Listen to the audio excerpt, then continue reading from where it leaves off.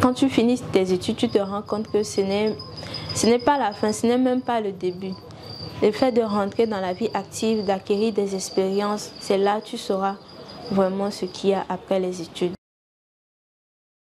Les jeunes talents se distinguent aujourd'hui par leur capacité à transformer leur passion en des véritables moteurs de changement, enrichissant le monde de leur créativité et de leur détermination. Parmi eux, Joëlle Huessou, fondatrice de Team Nap, incarne cet engagement et ses savoir-faire à travers son art de la coiffure.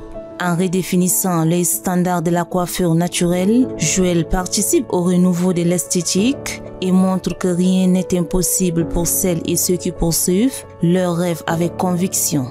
Joëlle Huessou, à travers son entreprise Team Nap, transforme sa passion pour la coiffure en un espace de beauté et de solidarité. Grâce à cette activité, elle assure son indépendance financière tout en offrant des opportunités d'emploi à des jeunes filles mères en quête de stabilité et de nouvelles compétences. Son engagement dépasse ainsi la simple coiffure, contribuant au développement et à l'épanouissement personnel de nombreuses femmes autour d'elle. Team Nap devient ainsi un symbole de résilience et de soutien, prouvant qu'une vision peut non seulement transformer des vies, mais aussi inspirer un changement durable. Allons à sa rencontre. Je m'appelle Joëlle Huessou, je suis togolaise résidant au Tchad depuis 2017. Je suis coiffeuse, formatrice, formulatrice de produits cosmétiques et responsable de Team Nap. J'étais venue au Tchad dans le but de continuer mes études et je vivais avec ma tante qui était coiffeuse.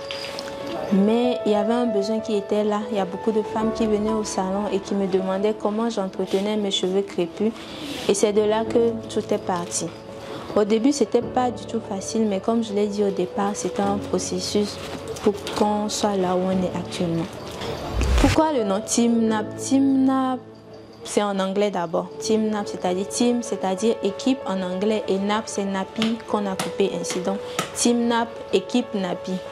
On n'a pas de préférence. Tous ceux qui ont besoin de nos services, on est là pour leur offrir nos services. On n'a pas de préférence parmi nos clients, que ce soit des enfants, des femmes, des hommes, on est disponible.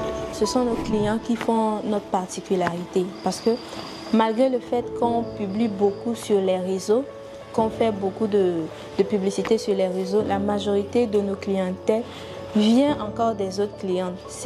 La communication se fait plus de bouche à oreille, ce qui confirme la qualité de nos services et la qualité de nos produits. On offre des soins de cheveux.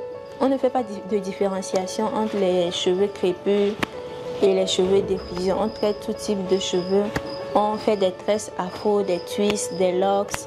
On formule aussi nos produits cosmétiques qu'on vend ici au salon. C'est avec ces produits qu'on traite les cheveux de nos clients et on confectionne aussi des extensions de dreadlocks.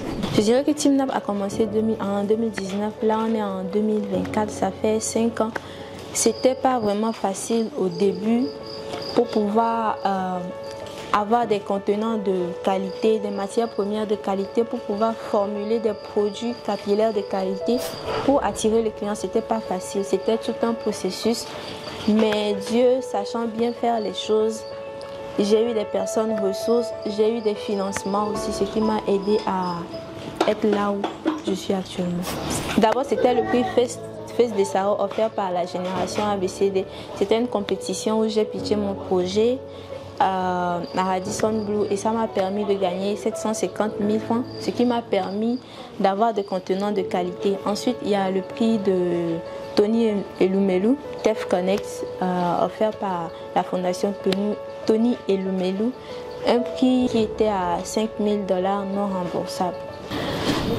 Les difficultés sont au quotidien. D'abord, il y a cette difficulté qu'on a ici au Tchad de trouver de la main-d'œuvre de qualité. Donc, pour employer les gens, il faut les former avant de les employer. Et les difficultés du côté administratif, parce que je ne suis pas tchadienne, donc pour avoir des papiers, c'est vraiment compliqué.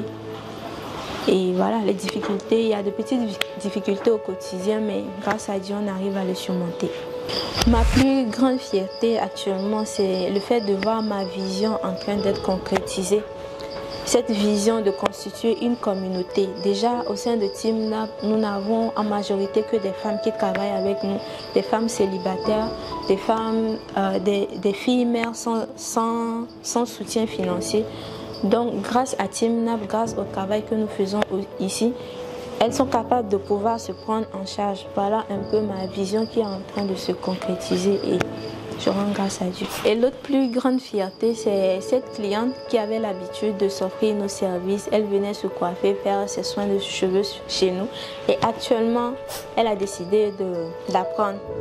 Elle est venue, elle a payé et actuellement, elle est en apprentissage chez Team NAP. Ce qui veut dire qu'elle a vu le métier, elle a vu le travail qu'on fait et elle a vraiment aimé. Si on me demande de me définir, je dirais que Dieu est Dieu, c'est tout. Un conseil à l'endroit de la jeunesse entreprenante, c'est beaucoup de courage, beaucoup d'honnêteté, beaucoup de résilience et surtout beaucoup de courage. Au début, c'est pas facile, mais les études, quand tu finis tes études, tu te rends compte que ce n'est pas la fin, ce n'est même pas le début.